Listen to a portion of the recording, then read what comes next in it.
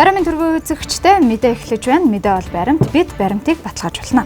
Манай өнөөдрийн мэдээллийн хөтөлбөрөөр 3 эмэгтэй тутмын нэг нь санхүүгийн хувьд бусдаас хамааралтай байна. Өдрийн зээл худалдаа эрхлэгчдийг дэмжих биш сүрүүлж байна. 10 давхраас дээшх барилгад гарсан галыг бүрэн унтраах техник хэрэгсэл дутагдaltaй байна. Бүсгүйчүүдийн дүр дүрслэх урлагт 2 үзэсгэлэн дэлгэгдэжээ.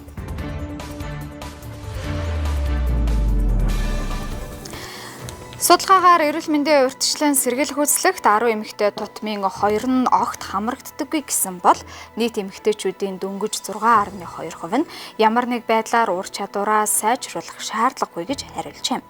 Үүнээс харвал өнгөрсөн 30 жилийн хугацаанд Монголын төр, барилга, дэд бүтэц, уул уурхай салбаруудад хөрөнгө оруулснаас биш хүний хөгжил, хүний эрхийг хамгаалах талаас ажиллаагүй гэж ярьж байгаа юм.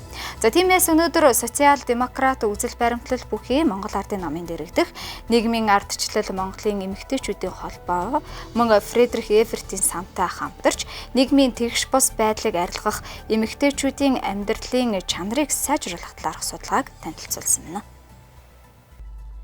Эрүүл мэнд боловсролын салбарыг хөгжүүлэх, хүний эрх хэмлэх бодлого дутагдж эхэлсэн учраас хүний эрхийг хамгаалах тогтолцоог бий болгоно гэдгээ эрх баригчид мэдэгдэж эхэлсэн. За тийм ч учраас социал-демократ үзэл баримтлалын дагуу нийгмийн тэгш бус байдлыг арилгаж хүний эрх хэрэгжүүлээг хангасан бодлого боловсруулах нь чухал гэж үзэж байгаа юм а. Өнөөдөр эмэгтэйчүүд өрхийн орлогынхоо 43.4%-ийг бүрдүүлэгч гэлээ 3 эмэгтэй тутмын нэг нь санхүүгийн хувьд бусдаас хамааралтай бие даан шийдвэр гаргаж чаддаг байна. Мөн эмэгтэйчүүдийн 67.2% нь огт хуримтлалгүй байгаа нь санхүүгийн талаас мэдлэг боловсролыг дээшлүүлэх, амжиргааны түвшнийг сайжруулах шаардлага байгааг харуулж байна. Ажилтай, орлоготой эмэгтэйчүүд хүртэл санхүүгийн талаас хараад байгаа бол гэртээ хүүхдээ өсгөж хүмүүжүүлж байгаа нь өдрийн 33 минут өөртөө зарцуулдаг гэсэн судалгаа гарчээ. Энэ бол эмэгтэйчүүд хэр их ачаалал авч ажиллаж амьдардгийн нэг жишээ юм а. Өнгөрсөн жилүүдэд хүүхэд эмэгтэйчүүдийн эрхийг хамгаалах сурч боловсрох орчин нөхцлөөр хангах хэд хэдэн шийдвэр гарч чадсныг онцлох хэрэгтэй. Тухайлбал сурагчид 3 ээлжээр хичээллэж буй нөхцөл байдлыг 70%-аар бууруулж, модон жорлонг орчин үеийн бүхий ариун цэврийн байгууламж болгох төсөв хөрөнгийг шийдэж чадсан гэж ярьж байгаа юм. Энэ бол эмэгтэйчүүд шийдвэр гаргах төвшөнд ажиллах нь ямар үр дүнд хүрдэг вэ гэдгийг харж байна. 276 мянган бүрэн тентгэр авдаг иргэдийг ингээд аваад үзэхэд 143 мянган буюу 76% нь эмэгтэйчүүд байна. Тэгэхээр эмэгтэйчүүд залуугаас ингээл нийгмийн даатгалын шимтгэл төлөөд идэг гэтэл тэтгэвэр тогтоолох нь маш доогуур түвшинд байгааг сая энэ бүрэн тэтгэврийн хэмжээнд харагдаж байгаа. Сая ингээ эмнэлгээс өмнө хойш ингээ өссөн байхад ковидын үед 0-18 насны хүртэлх хөгжлийн бэрхшээлтэй хүүхдээ юм уу хүний асардаг хүмүүст олгодог байсан санхүүжилтийг бид 288 мянган төгрөг болгоо нэмсэн байтал сая төсөв орж ирэхэд 188 мянга болгоод дахиад буурсан байх жишээтэй л гэтэл тэр хүн тэр хөгжлийн бэрхшээлтэй хүүхдээ 0-18 хүртэл хардаг хэрнээ сард яаж 188 мянган төгрөг авах вэ те. Тэгэхээр бид нар энэ 288-ыг буцааж хэвээр нь үлдээсэн. Хамгийн түрүүнд яасан гэр бүлийнхаа гишүүдийг асрах, соёлох үүрэг хүлээж байгаа эмэгтэйчүүдийг ажилгүй гэдэг ангилалд багтаагаад тийм ээ хөдөлмөрийн хөлсийг нь үнэлэхгүй байна. Тийм учраас төрөөс асрамж суулгааны эд төсвийг ерөнхийд нь гаргаад ерөнхий боловсролын сургуулиудын өдөр өнжүүлэх ангийн хүртээмжийг сайжруулах шаардлагатай байна гэсэн ийм саналууд гарч. Эмэгтэйчүүдийн талаарх уламжлалт ойлголтыг өөрчилж, сурч боловсрох чиглэлийг ч нэмэгдүүлэх шаардлага байна. Тухайлбал охид эмэгтэйчүүд техник технологиор мэрэгших боломжоор хангаж, нийгмийн тогтсон ойлголтыг өөрчлөх шаардлагатай гэж харж байна. Эмэгтэйчүүдийн нийгмийн баталгаа аюулгүй байдалж баг багаар энд онцлох хэрэгтэй. Тухайлбал 4 эмэгтэй тутмын 3 нь шөнө гадуур явхаас айдаг, 5 эмэгтэй тутмын нэг нь гэмт хэргийн халдлагад өртөж байсан. Мөн л 5 эмэгтэй тутмын нэг нь гэр бүлийн хүчирхийлэлд автаж байсан талаар дурджээ. Тиймээс эмэгтэйчүүдийн аюулгүй байдлыг хангах нь хамгийн чухалд тооцогдож байна. Өнгөрсөн хугацаанд та бүхэн мэдж байгаа Монгол улсад ирчүүд амгайлсан засаглалтай явж ирсэн улс төрийн хувьд тийм ээ. Тэгээ боловсрол өнөөдөр дэлхийд дахинд ажилтны төрийн 4-р хувьсгалын 90 үегээд яриад явж байхад манай боловсролын салбар нөхөн жорлонтойгоо л байж исэн. Тэгээд энэ дээр эмэгтэйчүүд бид нар нэгдээд нөхөн жорлонг орчин үеийн ариун цэврийн байгууламж болох асуудлыг тавьж 100 тэрбум төгрөгийг Эрдэнэт үйлдвэрийн нийгмийн хариуцлагын хүрээнд шийдвэрлэхээр эмэгтэйчүүд бид нар нэгдэж энэ асуудлыг тавьж шийдвэрлүүлэхээр болж байгаа. Өнөөдөр энэ ковидтай холбоотойгоор ялангуяа бид нар цахим шилжилтийг нэлээд хурдтай хийж байна. Гэтэл манай эмэгтэйчүүдийн энэ захим технологиг ашиглах чадамж маш муу байна гэж өөрсдөө үнэлсэн байна. Одоо ерөнхий боловсролд сурж байгаа хүүхдүүдээ ч гэсэн бид нар ямар хөтөлбөрөөр сурах вэ гэдэг дээрээ бас нэлээд сайн анхаарах хэрэгтэй. Эмэгтэйчүүдийн амжиргааны наад зах хэрэгцээ хангагдсанаар нийгэмд эрүүл харилцаа бий болж, гендрийн эрхийн хувьд тэгш хөгжих боломжтой болно. Хуримтлалтай эмэгтэйчүүд нэмэгдэх тусам санхүүгийн бие даасан байдал нэмэгдэж, өөртөө зарцуулах цаг завч үүсдэг байна. Тиймээс эмэгтэйчүүдийн санхүүгийн асуудалд анхаарал хандуулж, ажилдаа орлоготой хуримтлалтай байхыг чухалд тооцох шаардлага байна. Бүсгүйчүүдийн дүрслэх урлагт нэртэй 2 дахь удаагийн үзэсгэлэн зан озрын нэрэмжит дүрслэх урлагийн музейд дэлгэгдэжээ. За үүнд нийт үзэсгэлэнд 70 уран бүтээлчийн эмэгтэй дүр дүрслэх харуулсан 90 гаруй бүтээл дэлгэгдсэн байна. Зан озрын нэрэмжит дүрслэх урлагийн музей нь 2004 онд бүсгүйчүүдийн дүр дүрслэх урлаг сэдвийн дор Монголын сарангуй үзэсгэлэн зохион байгуулж 80 гаруй уран бүтээлчийн 100 гаруй бүтээлийг дэлгэж байсан юм а. Тэгвэл эмэгтэй хүний хүч чадал гоо үзэсгэлэнг урлагийн өндөр мэдрэмжтэй хослуулан нийтэд түгээн дэлгэрүүлж залууран бүтээлчдийн үйл ажиллагааг дэмжих, өөрсдийн дотоод ертөнц үзэл бодлоо чөлөөтөө бүтээл сэтгэлгээгээр илэрхийлэхэд дэмжлэг үзүүлэх зорилгоор 2022 онд бүсгүйчүүдийн дүр дүрслэх урлагт 2 үзэсгэлэнг Ганган чам бөгөөд Юр бусын уран доор зохион байгуулж байна. За тэгэхээр ер нь бол эмэгтэйчүүдийн эрхийг хамгаалах өдөр гэдэг маань ер нь яг ихэнх хураалга нь хүчирхийллийг төвчдгөө байх, эмэгтэй хүний хүчирхийлэл, гендрийн тэгш бус байдал гэсэн сэдвийн дор явагддаг болвол энэ үзэсгэлэнээрээ дамжуулаад бид нар бол эмэгтэй хүний гоо үзэсгэлэнг илүү их илэрхийлэхийг зорьсон байгаа.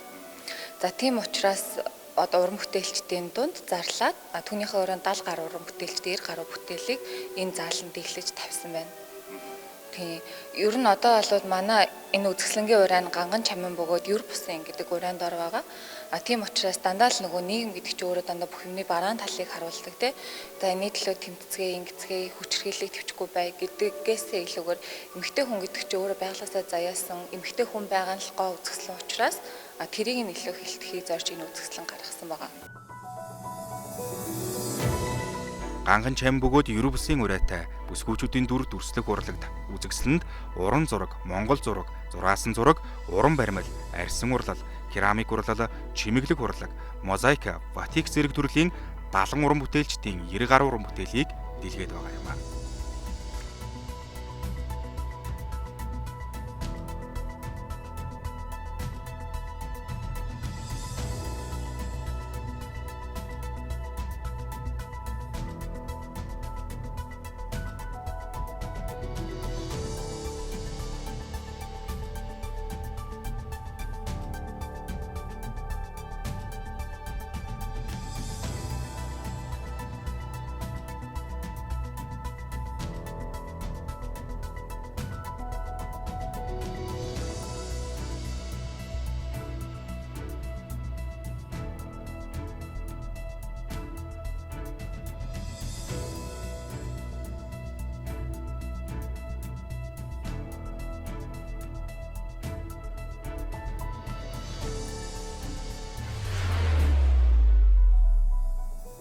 Одоо зарим мэдээллийг хураангуйлан хүргэе. Үндэсний аудитын газраас төрийн 6995 байгууллагын санхүүгийн байдалд аудит хийгээд байна. Энэ явцад төсвийн 152 захирагчтай холбоотой 15.8 тэрбум төгрөгийн зөрчил гарсан бөгөөд 65 захирагч шилэн дансны тухай хуулийг хэрэгжүүлэхгүй байгаа тул хариуцлага хүлээлгэх санал хүргүүлж байгаа юм байна. Мөн 548 алдаа зөрчил илэрүүлж 7.4 тэрбум төгрөгийн акт тавьж 14.5 тэрбум төгрөгийн зөрчил албан шаардлага хүргүүлжээ. Төрийн байгууллагуудын шилэн дансны хөдөлгөлд хангалтгүй ноцтой зөрчил ихээр илэрх болсон тул үндэсний аудитын газар шилэн дансны хэрэгжилтийг хянах чиглэлээр тусдаа хилтэс байгуулан ажиллаж байна. Нийслэлийн удирдах ажилтнуудын шуурга зөвлөх өнөөдөр боллоо. Нийслэлийн хэмжээнд 74 төрлийн худалдаа үйлчилгээ эрхлэхэд зөвшөөрлөг шаардахгүй болсон. Үүнтэй холбоотойгоор нийтийн эдлбэрийн зам талбайд худалдаа хийх байршлыг тодорхойлон тогтчлтын ажлын даалгавар боловсруулах үүргийг нийслэлийн засаг дарга нарт өгчээ. Хот байгуулалт хүчлийн газрын ордогч дарга Шижир баярын хэлснээр нийслэлийн 9 дүүрэгт худалдаа үйлчилгээ эрхлэж болох 331 байршлыг одоогоор тогтоон тогтчлтын ажлыг төлөвлөж байна. Энэ жил нийслэлд 188 байршил 4860 гараж болгохоор төлөвлөсөн. Бага тойроогийн хэсэгт 63 байршил 457 зуршил арилгахаар төлөвлөж байгаа газрын эздэд энэ тухай мэдээллийг хүргүүлжээ. 4860 гаражны тухайд одоогоор 2 удаа мэдээлэл хүргүүлээд байгаа юм байна. Төлөвлөгөө ёсоор 3 дугаар сарын 15-наас газар чөлөөлөх ажлыг эхлүүлэх нэ. Өчигдөр өдөр 14 цагийн орчимд хаан уул дүүрэгт байрлах буян тухай хотхонд гал гарч улмаар галын ойг унтраахаар нийслэлийн аврах ангийн 4 ангийн нийт баг бие бүрэлдэхүүнүүд ажилласан байна. Тухайн галыг унтрааж ажилласан хэдий ч өнөөдрийн байдлаар тухайн барилгад захиалга авах боломжгүй байдал үүсэж байгаа юм. Нийтдээ 13 давхар 88 айлын орон сууц бизнесийн зэрэглэлтэй байжээ. Нисхийн аюулгүй тойргоос урагш Төв аймаг явах зам дагуу байрлах буян тухай спорт цогцлбарын хашаанд баригдаж байсан 13 давхар 88 айлын бизнес зэрэглэг үйлчилгээтэй орон сууцанд гал гарч барилгын гадна хэсэг бүхэлдээ гал өртжээ.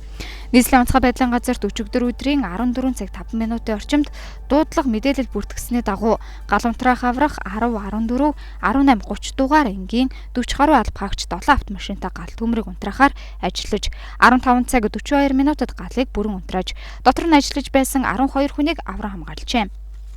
За нийслэлийн онцгой байдлын газарт 2022 оны 3 дугаар сарын 6-ны өдөр хаан уул дүүргийн 21 дугаар ороо за нисхийн тойргийн хажууд барилгад гал гарч байна гэх дуудлага ирсэн. За тус дуудлагын дагуу нийслэлийн онцгой байдлын газрын гал төмөр унтраах аврах нийт 4 ангийн 40 албагч ажиллаж гал төмрийг бол бүрэн унтрааж ажилласан байгаа. Хэдэн цаг үед дуудлага ирсэн бэ? Үүнээс хойш хэдэн цагийн дараа очсон бэ? За эхний дуудлага 14 цаг 7 минутад ирсэн байж байгаа. За 14 цаг 7 минутанд ирээд за эхний гал төмөр унтраах аврах анги гараад бол тухайн газар бол 2 минутын дараа ирсэн. Ер нь харилцаагаар хэдэн хувьтай шаталт үүсчихсэн гэж харж байгаа. За гал унтраахад бас хичнээн хугацааг зарцуулсан. За яг одоо галын бүрэн унтраас дуусаад тухайн газар бол галын шалтгаан өсөлтөд тодруулах шинжээч орж ажиллаж байгаа. За тэр шинжээчийн бүрэлдэхүүн одоо барилга хэдэн хувийн шаталтай байсан. За ямар шалтгаанаас барилгад гал гарсныг бол эцсийн шинжээчийн төвлөлт бол гараагүй байх л та. Дотор нь хүн байсан уу?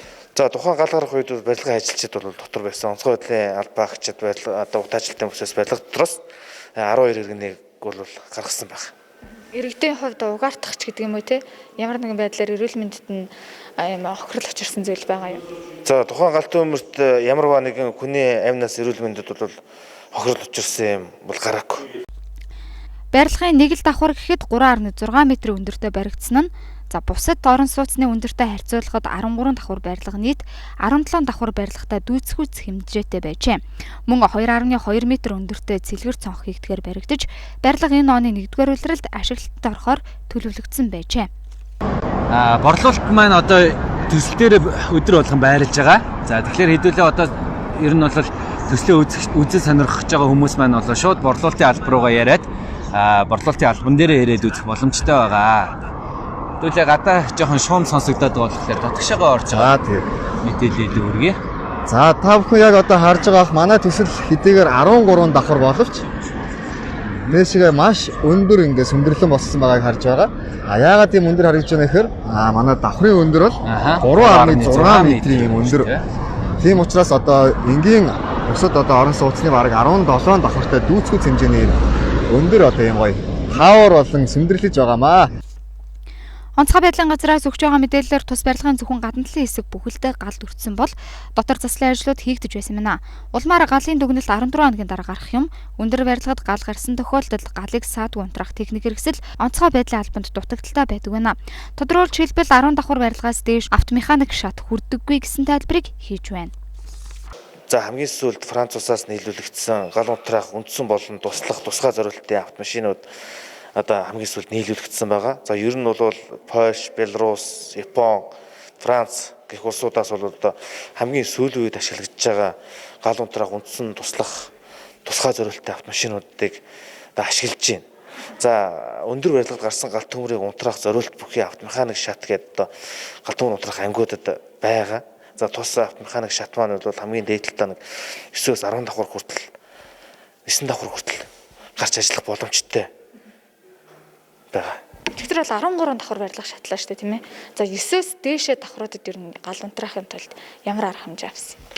За тухайн барилга дотор бол за гадна талд бол галын дархалт бол ихээр явагдсан байж байгаа. Гадна талаас нь бол автомеханик шат ашиглаж бол галын дархалтыг зогсоосон. За мөн барилгын дотор талд одоо албаагчд орж хайгуул болон барилгын хийц бүтээц задаргаа хийж бол галын дархалтыг зогсоосон байна.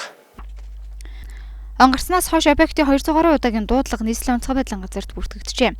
Хаврын хуурайшилт ихтэй үед гал төмөр аюулаас сэрэмжилж, амнаас эд хөрөнгөө эрсдэлд оруулахгүй байхыг онцгойлон анхааруулж байна. Мөнгө хүлэгчид буюу нэг өдрийн зээл олгогчид, жижиг дунд бизнес эрхлэгчид худалдааны төвд лангууд хүрээсэлдэг хүмүүсийг ихэвчлэн сонгож зээл өгдөг. Өдөр болгон бэлэн мөнгөний орлоготой хүн бүр нэг өдрийн зээл авах боломжтой байдгаас уг зээлийг авах хүний тоо өдөр ирэх тусам нэмэгддэг байна. Гэвч өдрийн зээл гэдэг зүйл худалдаа эрхлэгчдийг дэмжих биш, харин ч сүрүүлж байгааг худалдаа эрхлэгч нар хэлж байгаа юм. Иймд төр худалдаа эрхлэгчдийг дэмжих зээлийн бодлого баримтлах шаардлагатай гэж үзэж байна.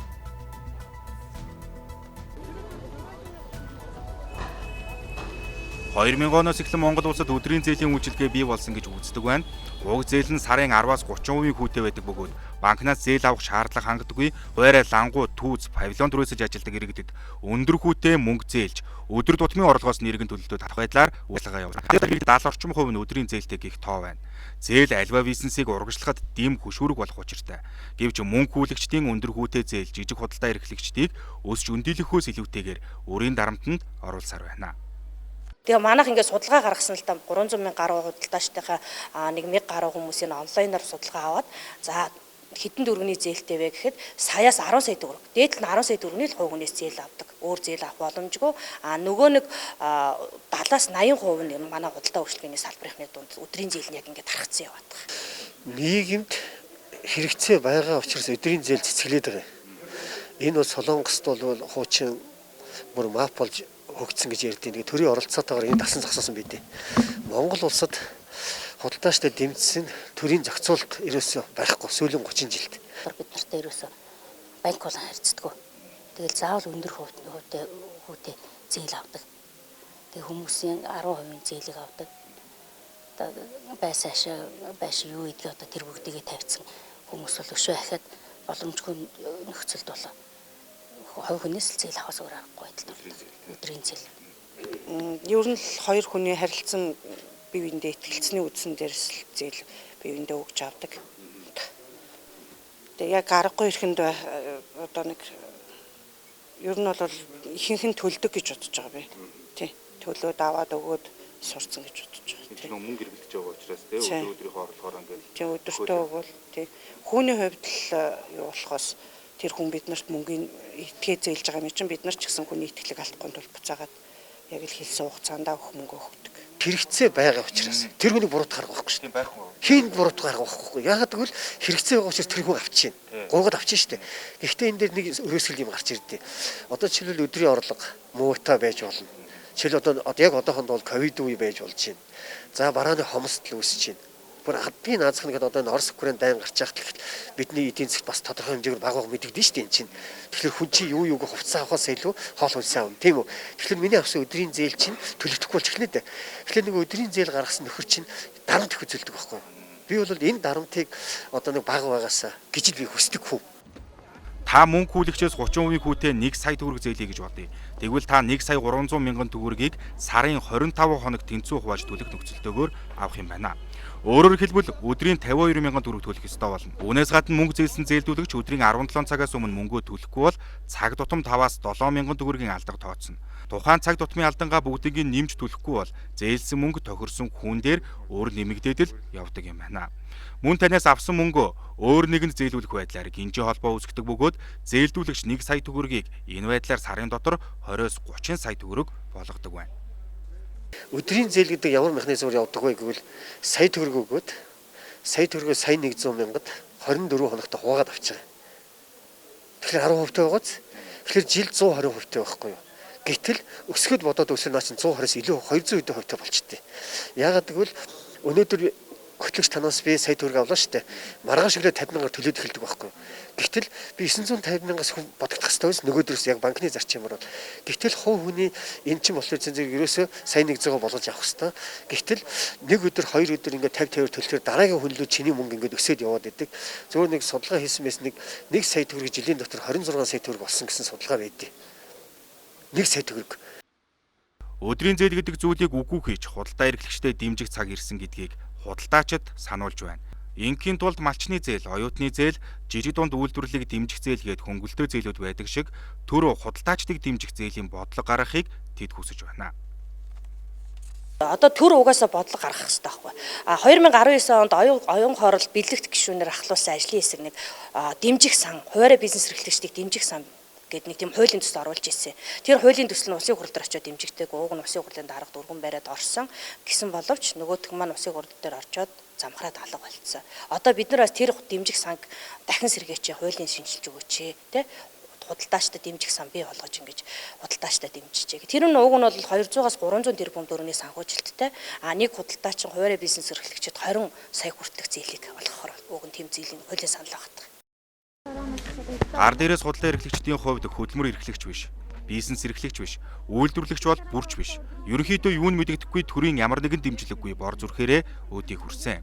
Тийм ч учраас аргаа барахтаа алгаа дэлгсэн мөнгө хүлэгчдээс ардаа хутга нуусныг нь мэдсээр байж өдрийн зээлийг авсаар байгаа юм а.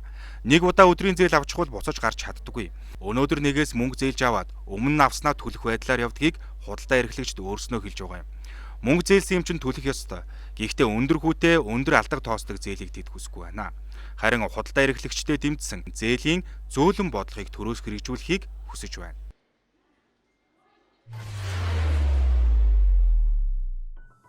Одоо зарим мэдээллийг хураангуйлан хүргэе. Нүүдэлчдийн өвөл Бүргэдийн баяр 2022 арга хэмжээ 3 дугаар сарын 12-ны Бям баригт зохион байгуулахар болжээ. Энэ жилийн наадам Улаанбаатар хот Түргэний ам Монгол Кувейтийн байгаль хамгаалах төвд болно хэмээн зохион байгуулагчид мэдээлсэн байна. Баяр наадмын үеэр Казак үндэстний соёл уламжлалыг харуулсан дуу хөгжим, тоглоом наадга, хувцас загварын үзүүлбэр, мөн гар урлал болон бусад брэнд бүтээгдэхүүний үзэсгэлэн худалдаа зохион байгуулагдах нэ.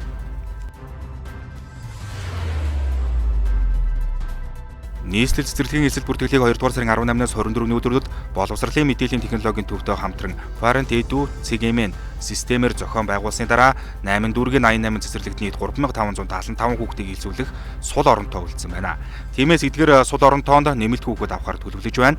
Өнгөрсөн сар цэцэрлэгийн баг бүлэгт мөн цэцэрлэгийн анги танхимын хүрэлцээ багтаамжийг харгалзан дунд ахлах бэлтгэл бүлэгт нэмэлт элсэлт бүртгэлийг зохион байгуулахдаа 10,597 хүүхдийг илзүүлжээ.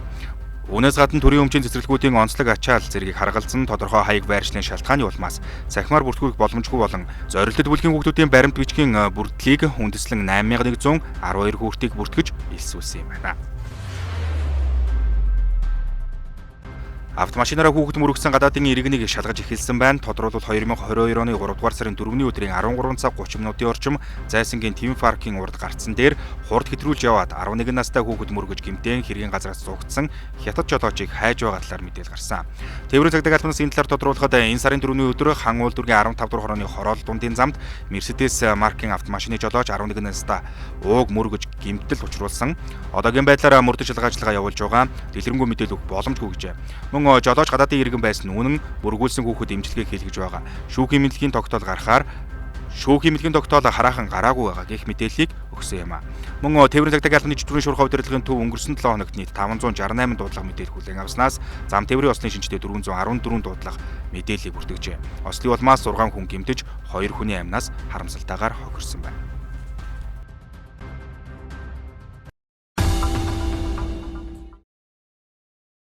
Арамын төргийн үзэгчтэй тодруулах эхэлж байна. За бид энуудад омикрон хувилбар бага насны хүүхдүүдэд хэрхэн халдварлаж байгаа. За тухайн одоо халдварлсан тохиолдолд ямар эмчилгээнүүдийг хийхийг анхаарах талаарх зөвлөгөөг бол үзэгч та бүхэнд хүргэх болно. За энэ удаад бид Австри улсын Klagenfurt хотоос дархлаа судлаач Цэрэнхүүтэй зүүмээр холбогдож байна. За та бүхэнд арамын төргийа. Тэгээд энэ эмэгтэйчүүд их охид хүүхнүүд аянгастаа бас байнгын аз жаргалтай баяр баясгалантай дандаа л инээж явахыг хүсье. Дэлхийн хөлөндийн байгууллагын эрдэмтэд хоёр том зөвлөмж хэм одоо тэр нэгдсэн ойлголт дэлхийн хөлөндийн байгууллагаар хэлэлцүүлж мэдээлэгдчихлээ. Сүүлийн брифингд яваал байгаа шүү дээ. Тэгэхээр үл үндэм байгуулгын энэ дээр ингээд илтгэл тавигдсан зарлагдчихлээ. Энэ хоёрыг хэлийн нэгэн тэр хүүхдийн хөгжлийн талаар омикроны ямар хэлбэр нь хүүхд талдаад байна гэдэг талаар хичээл дараагийнх нь антибиотик тухай. За хүүхдийн халдвар бол нөгөө бидний ярьжсэн стресс омикрон байна л да. Энэ ч одоо дэлхийд үндсэндээ энэ штам, энэ хэлбэр нь энэ хувирлал нь тархачлаа гэдэг бол ойлгомжтой тодорхой болсон шүү дээ. Тэгээд стресс омикроны чинь B2 гэдэг нь. Тэгэхээр B2, B3, B4 гэл цаашаа явах ер нь илэрсэн тэр дотроос хамгийн их дархалттай B2 буюу стресс омикрон. Насны англиар болохоор нас тогтсон настай хүмүүс нь тэгсээгээд яг шинж тэмдгээрээ тэгсээгээд эдгээрээд дархлаагаар эдгээд ингээд байна. Хүүхдүүд хүн тусч байна. Тэгээд дэлхийн эрүүл байгууллагын брифинг дээр мэдээлснээр бол ер нь хүүхэд ялангуяа ялхас бол их өртөжээ. Тэгээд эмнэлгүүд бол ер нь их ачаал өндөрлөө гэсэн мэдээлэл өгсөн. Тэгэхээр манай бас тийм байгаа болтой байна. Энэ ирж байгаа чатын өсөлтүүдээс хараад хахад ялангуяа ялхас бас хүн тусч байгаа байна. Тэр чинь нөгөө адилхан л нөгөө том хүмүүстэйгээ адилхан шинж тэмдэг тэгж ирдэг. Толгой өвдөдөө нэгдгээ сайн хэлж чадахгүй дөө ойлал байдаг. Амьсгалын дундсан өөрөөсөл бол ирнэ. Тэрийг бас хэлж мэдэхгүй юм чинь тэгээд ингээд нэг цэрэндээ гахчих гэдэг юм шиг хоолой нь очироод ингээд цаанаасаа ингээд ханиалгаад цэрэн охорч өгөхгүй ингэж хүндэрдэг. Тэгээ халуу орч байна. Бас халуурч байна. Тэгээ бие нэг суларч байгаа тийм нуранг байдалд орчиж шин ялхас. Эцэгч сандраал яхаа мэдхгүй шүү эмнэлэгт өгдөг эмнэлгийн антибиотик гэждэг. Ийм л юм болчлоо л сүүлийн үед ер нь. Тэгэхээр энэ хүүхдүүдэд илүү халдвартай байна. Стресс омикрон бол хүүхдүүдийн залуусын энэ том юм байна шүү гэдэг л тодорхой боллоо. За хүүхдүүд дондаас одоо хамгийн бага нас нь ойролцоогоор хэд орчим насны хүүхдэд өвчилж яах гэж харж байгаа вэ? За эмчилгээний хувьд бас харилцан адилгүй байгаа байх тийм ээ. Хөвлөд ингээ үдцсэн байл. Хамгийн их өртөж байгаа нь ерөөсөө 0-5 нас тэгээд 0 хүрээгүй хэдэн сартай хүүхдүүд энэ л болчихдоо шүү дээ. Тэгээд эднэр л чинь их амархан халддаг яг тэгээд хүүхэд юм болохоор унган дархлаа сайтай, төрөлхийн унган дархлаа төдийлэн тэр нэг онтаа байдалд ордогдсон шүү дээ. Тэр нь болоогүй ийм нөхцөлд бол эсэргүүцэх чадвар сайтай учраас бас цаашаа явчих гайгүй байна л дээ. Гэхдээ хамрагт хүрээ нэгсчээд байгаа нэг том асуудал болчиход байгаа юм байна ер нь бол. Энд чинь бэлэн байгаагүй дээ л байна л дээ. Яагаад тэгэхээр үлэндийн байгууллага ингээ энэ хүүхдийн өвчлөл антибиотик хоёр дээр сандарч байгаа гэхээр урдчиж бэлдсэн байхгүй тэгнэ гэж ерөөсөө гэж судалгаа шинжилгээ явуул шинжлэх ухааны тэр юм дээр янз янзын юм гаргаж амжаагүй байдал юм болчихлоо. Тэнд бол гол эмчилж байгаа арга нь бол яг нэг уламжлалт арга антибиотик болчихлоо л да. Гэтэл яг ингээд антибиотик өгөөд бусад орнууд шалгаагүй. Манайд бол ерөөсөө маш их өгч байгаа. Гэрээр хүртэл тарааж байгаа юм л аа л. Тэгээ яг ингэж антибиотик талаар бас нээлтүүд гараад ичлээ. Юу вэ гэхээр антибиотик resistance гэж юм гарсан. Resistance гэдэг чинь одоо эсэргүүцэл гэсэн үг шүү дээ. Бид л оюутан байж байгаа сопромат гэж үздэг байсан байгалийн шинжилгээ ухааны сопротивлений материал гэж байгаа. Тэр материалын эсэргүүцэх чадвар тэрийг хэлдэг. Тэгээ resistance гэдэг чинь одоо тэрл чиглэлийн болоо явж байгаа. Тэр энэ нь ямар учир утгатай байна вэ гэдэг тайлбарлыг бол олж авсан. Энэ нь юу вэ гэхээр антибиотик хийнгүүд хүн инфекцээрээ унган дархлаагаар хүний бие ингээд тэр антибиотикийг эсэргүүцдэг байна. Тэгэхээр антибиотик чинь гаднаас орж ирсэн гадны бие болгоныг эсэргүүцсэн шүү дээ. Хүний унган дархлаач. Тэгээ эсэргүүцэх нь ямар эсэргүүцэл үзүүлж байна гэхээр дархлааны эдэсэд мөөгөнцрийн бүлүүд бий болж байна. Шин бүлүүд бий болж байна. Янз янзын мөөгөнцрүүд антибиотик эсрэг тэмцэлтэй ингээ бий болгочих шүү дээ иммун систем. Дээр үесэл бид нар мэддэг штэ эмэгтэйчүүдийн сарын тэмдэг өвдөлтөд ирж яана гэж шинжилгээ энэ төр хийгээл өндгөвчнөр өсөлттэй байна. Гайл антибиотик өгдөг. Антибиотик өгөхдөө харин тэр нэг давхар антибиотикийн хорыг тайлах юмтай зэрэгцүүлж өгдөг гэсэн ямар нэг юмтай. Одоо тэрч байхгүй болсон. Зүгээр л антибиотик аваачаал өгчдөг. Тэгэнгүүт ингээд эсэргүүцэх тэр мөөгөнцрийн бүлүүдийг 6 тийм том бүл гарцсан гэж мэдгдлээ. Энэ дээр Гибрээс дэлхийн үндэндийн байгууллагын ерөнхий захирал хэллээ шүү дээ. Энэ бол харанга. Ямар учиртай болоо явчихв гэхээр антибиотикийг эсэргүүцсэн биеийн өөрийнх нь дархлааны эдэс тэр антибиотикийн эсрэг мөөгөнцрүүд үүсгэж байна л гэж мөөгөнцөр тэгээ элтв төрлийн хортой бодисууд үүсгэж байна л. Ямар үр хөврөлтэй юм бэ гэд ингээдтэй зэрэг ерөөсөө тэр мөөгөнцрүүд нь хүний онгон дархлааг одоо маш мутгаж байна. Тэгж л ярьдаг байсан бид нар онгон антибиотик онгон дархлаа унгаад байна. Антибиотик онгон дархлаа унгаад байна л гэж ярьцгаад байсан болохоос яаж унгаж байгааг нь бол мэдэхгүй байсан. Одоо ингээ харин илэрлээ. Нэгдлээ. За 4 зүйл байна. Нэгдүгээрт бол унган дархлааны эдсийг тэр мөөгөнцрийн бүлүүд тэр 6 бүл халдварлуулж байна. Тэгэхээр чи дархлаа өөрөө мөөгөнцөр болж урчих гэдэг чинь аимшиг. Дараагийн шат юу дараагийн юм юу вэ гэхээр унган дархлааг энэ эдсийг бохирдуулж байна. Ямар ч тийм хүчтэй эсэргүүцэл альва вирус альва бактерид үйлчлэх хүчтэй тийм үйлчлэгийг бууруулаа саармагчулаа хийж байна. Энийг бол хордуулах гэж яриад байна. Унган дархлааг хордуулж иргэн бохирдуулж байна. Тэрээс гадна тэр мөөгөнцөр чинь шимэгчтэй. Тэр шимэгч хүний биеинд ингээ өртөж байгаа гэхээр аимшиг байгаа байхгүй. Энэ 4 үндсэн дээр л их аимшигтай юм байна гэдэг энэ байдлыг л хэлчлээ сая. Энийг бол бас жоохон цочирдуулмаар л мэдээ. Гэхдээ хүмүүс ер нь мэдчихсэн дээр байхаа л гэж бодож байна.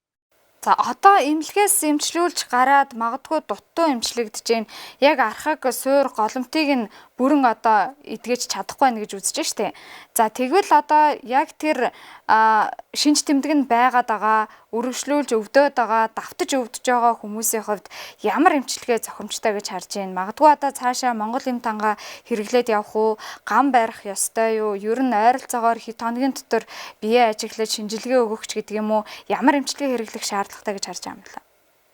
Ямар ч хэрэгэлцээгүйгээр системийн хандлага хийж зөөлөн аргаар антибиотикээр хаачаад байна. Тийм учраас зөөлөн аргаар цэрийг л хулсуулж гарах ийм л бүх арга чарга юу гэдэг бүх юм энэнд л хандуулах хэрэгтэй байна.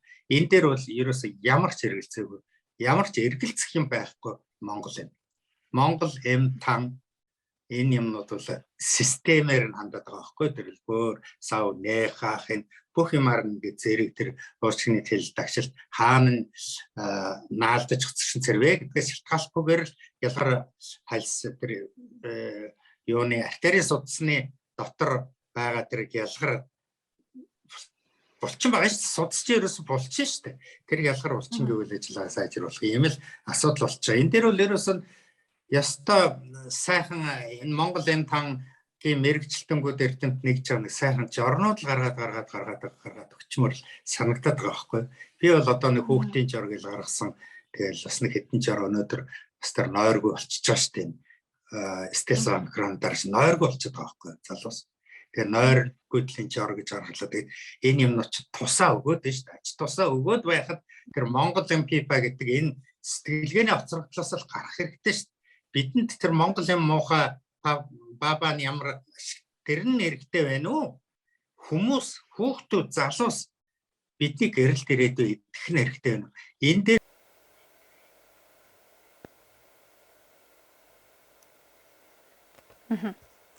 За омикрон хувилбарын халдвар тгээс 5 хүртэлх насны хүүхдүүд донд бол маш эрчимтэй халдварлаж байна гэж үзэж шүү дээ. За тэгвэл энэ насны хүүхдүүдэд антибиотик хэрэглэх хэрэггүй гэж зөвлөж байгаа. За мөөгөнцөр их үүсгэж байна гэж байна. За цаашлаад антибиотикийн хоруу чанар их учраас бага насны хүүхдүүд хэрэглэхэд тохиромжгүй гэж байна. За үүнтэй холбоотойгоор тэгвэл яг омикроны халдвараар өвжилж байгаа хүүхдүүдийн хувьд ямар төрлийн эмчилгээ хийвэл зохистой гэж харж байгаа вэ? Яг 0-5 хүртэлх насны хүүхдүүд донд. хэрэгжсэн юмнууд одоо сэргээж гаргаж ирээд гой сиропнууд байдаг байсан. Тэр цэр их амархан хохолдог. Чихэр амттай учраас хүүхдүүд уучдаг л байсан байхгүй. Тэгээд эмийг бол ингээд их дургу торгиж гулгиж ууж юм хэлээрээ дүлгэж гаргаж яам гэдэг чинь эффект болцоо байхгүй байгаа. Тэр цаашаа орлооч гэсэн үйлчлэхгүй л гэсэн үг байхгүй. Дуртай ууж яам гэдэг чинь цаанаас хүлээж авах чадвар нь ингээд эффект болцоо гарч ирээ. Тэгээд үйлчлэл чинь энэ эффект болцоо байлна. Сайн ойлгоцгоомоор байна л да манай амчин. Тэгээд эффект болцоо хөрөмжлөг байхгүй шүү дээ. Ерөөсөө байхгүй. Хүлээж авахгүй гэсэн үг байхгүй. Тэр эффект болцоод одоо бүх юмаа л гаргаж ир. Хуучин хэрэгэлдэг л байсан тарагын шир тэргээ гаргаж ир. Ямар ч байсан антибиотик нэстэй. Алтайч үлээ. Би түрүү хэлжсэн нэг сироп байдаг байсан. Тэргээ гаргаж ир. Өөр зөндөө юм хэрэгэлдэг байсан. Би маш сайн санаж байна. Хоёрдугаар ерөөсөө жорол хэрэглэх хэрэгтэй. Тэгээ энэ дэр нэг юм байна. Цаг алдчихаар л хугацаа нь аль тишээ явчихад байгаа шүү дээ. Эхлээл тэр нялхуугт чи хэлж чадахгүй шүү дээ. Эхний шинж тэмдэглэл ойлгох штэ. Ойлгох хоолой нь бачуурхын чинь өвдөж байгаа учраас уйлж байгаа хөвгдөв. Тэгээд тэрийн шинж тэмдэг анхны шинж тэмдэг орж ирэнгүүт эхлэх юм бол жор бол маш сайн үйлчилчээ. Тэгээд нэгэнт энэ жорыг хэрэглэхгүй антибиотик ч юм уу хүчтэй ямтраа хийсэн хүүхдийн нөгөө үлдэц тэр ханиалгатай гарч ирж байгаа нь бас жоронд их муу байна. Их удчээ. Тэгэл ер нь их л удаан амжилтгээ шаардах ийм тал руу явж. Тэгээ энэ өөр нэг юм бол энэ ерөөс бодлогогүй л яваад байх юм. Яагаад ингэж тест энийг хэвээ ерөөсөө 2 жил ойлгосонгүй. Гэт бусад бүх улс орн гэ бодлого хийгээд миний амьдарч байгаа энэ улс орнууд хөрс зэрэгэлдээ орнууд ч гэсэн бодлого хийгээд ингийн гэ стратеги зарлаад ингээл яваад байгаа юм. Стратеги гэдэг чинь 20-30 жилийн дараа 2-3 жилийн дараа асуудал биш штэ. Имчилгээний стратеги гэдэг чинь яг тэрхэн зур үйлчлэл тэр өвчний стратеги, янз бүрийн төрлийн стратеги энэ юмнуудаа хийгээд явах хэрэгтэй байгаа байхгүй. Тэр омикроныг стес микрон хүүхдүүд халдварлах нь ихсчлээ. За энэ стратеги. Ингээл хийх хэрэгтэй шүү дээ. Энд дээрээс ерөөс байхгүй. Та маш их мэдлэг муу байна. Хөшүүн тийм хойрог байна. Тэр нь шууд хэлэх сэтгэл алга шүү дээ. Ерөөс байхгүй. Энэ бол өстой тэр антибиотикийн суурил ортж байгаа гэдэг шиг энэ бол улс орны хойч ирээдүйн хөөгц залуучууд ингэж хандна гэдэг бол суурил юм шиг. Дараагийн удаагийн нэвтрүүлгээр энэ цааш нь лавшруулад энэ антибиотикийн тэр ч одоо юу болох нь вэ? Антибиотик ч одоо тэгээд бас л нөгөө түрүү тэр одоо өөрөөсөө тэр нөгөө био лабораториуд устгаад эхэллээ. Тэгээд энд л бас хийцээ чиг шүү дээ. Одоо энийг гүнзгийрүүлж нэлээд том хэмжээний мэдээлэл оргож гаргана л гэж бодож байгаа. 7 хоногт ядаж энэ үнэн байдлыг хэлж яахгүй бол манайх бас ингээд бас хагарал үсээд ингээд харагдах юм чинь бас л нөгөө эффект болцоо гэж унаалга унган даргалаа гэж унах сэтгэлгээний бас л муухай аль зүйл байгаа. Энэс л энэ алстан ч монголчууд хол байгаасаа л гэж чин сэтгэлээс ирсэн. За баярлалаа танд. Баярлалаа. Үзэгчдээ манай энэ удаагийн тодруулга энэ хүрээд өндөрлөж байна. Мэдээллийн хөтөлбөр орчуулагч Таймч Баяратын бэлтгэсэн гадаад мэдээгээр үргэлжилж байна.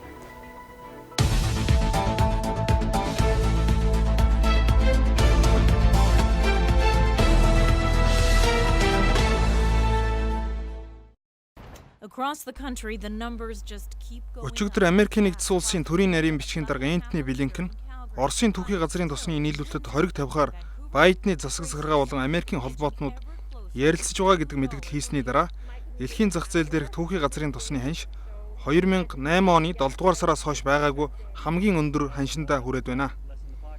Тухайлбал Brent Mark газрын тосны ханш нэг баррел нь $139 ам даваад байгаа талаар BBC өнөөдөр мэдээллээ.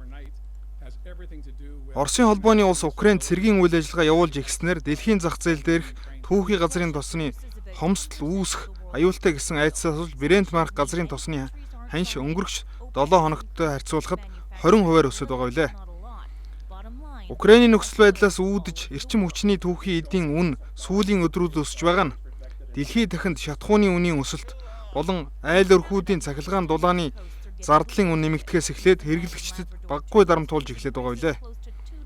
Энэ нөхцөл байдалтай уялдаж дэлхийн томоохон хөрөнгийн зах зээлүүд дээрх хүртэл уналт ажиглагддаг эхэлж байна. Тухайлбал өнөөдрийн байдлаар Азийн хөрөнгийн зах зээлийн хамгийн том индексийн нэг болох Хонконгийн Хансенг индекс 3%-аар, Японы Nikkei индекс 2.7% унсан гэдэг үзүүлэлтийг BBC өнөөдөр онцолжээ.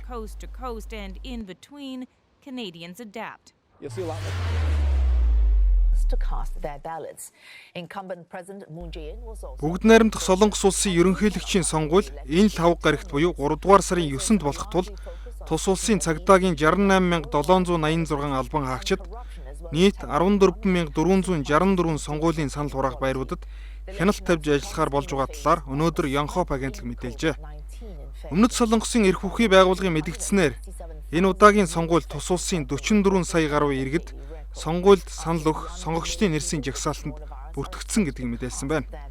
Харин гадаад улс орнуудад амьдарч буй бүгд найрамдах Солонгос улсын иргэдийн саналыг 2 дугаар сарын 23-наас 28-ны хооронд 6 өдрийн турш авсан гэдгийг энэхүү мэдээлэл дурджээ.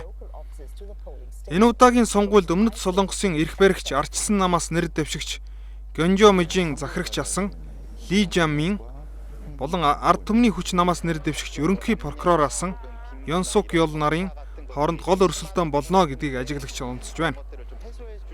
Өнгөрөх сонгуул буюу 2017 оны тус улсын ерөнхийлөгчийн сонгуулийн эрс 77.2% байсан гэдгийг энэхүү мэдээлэлд мөн дурджээ.